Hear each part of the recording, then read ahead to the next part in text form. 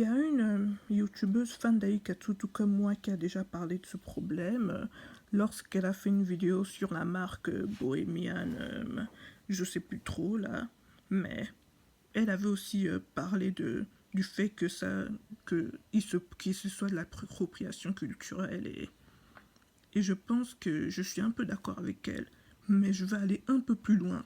Le nom de cette chaîne, c'est Idol Kiwi. Si vous aimez Aikatsu, regardez sa chaîne parce qu'elle fait de super vidéos. Et c'est justement l'une de sa vidéos sur Sora et sur la marque Bohemian Chose qui m'a donné l'idée de faire cette vidéo. Parce que là, on va parler d'une série qui est ma vie en fait.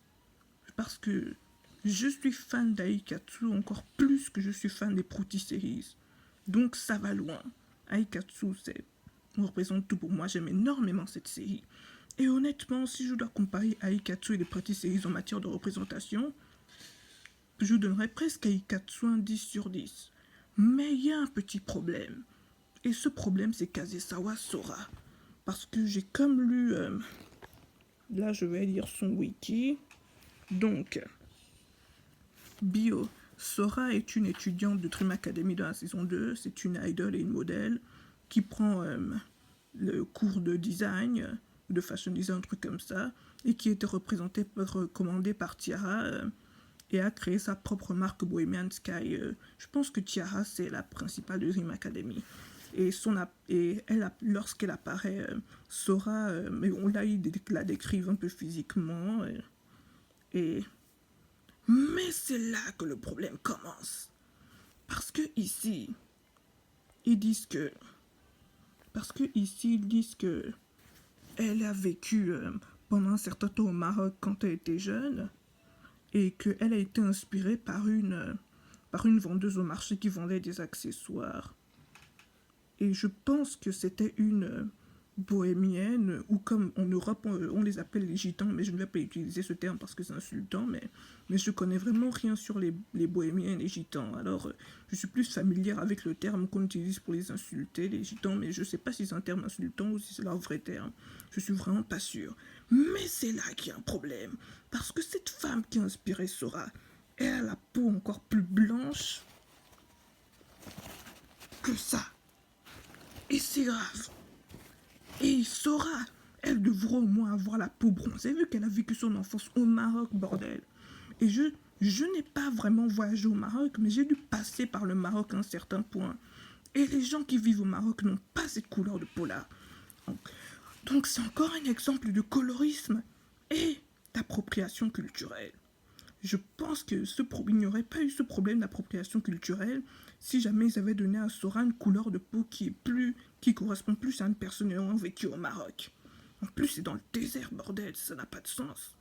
Donc ouais.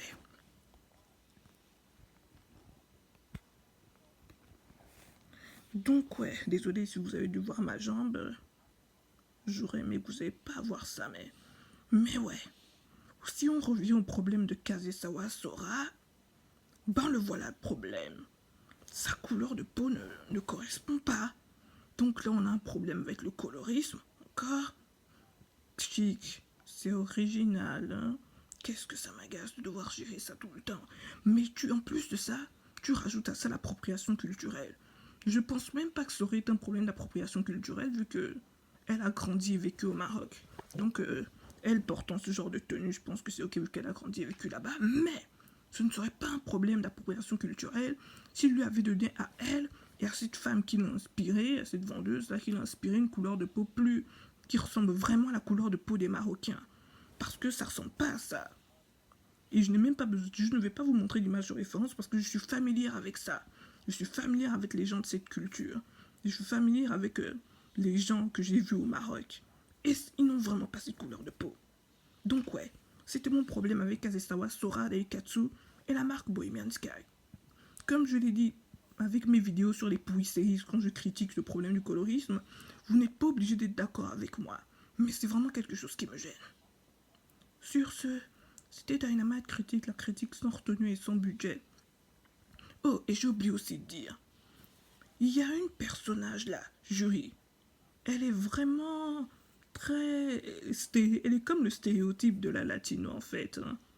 Si tu as tous les stéréotypes sur les latinos, ben tu as ce personnage, mais elle a la peau pâle. Et pourquoi je n'ai pas un problème avec ça?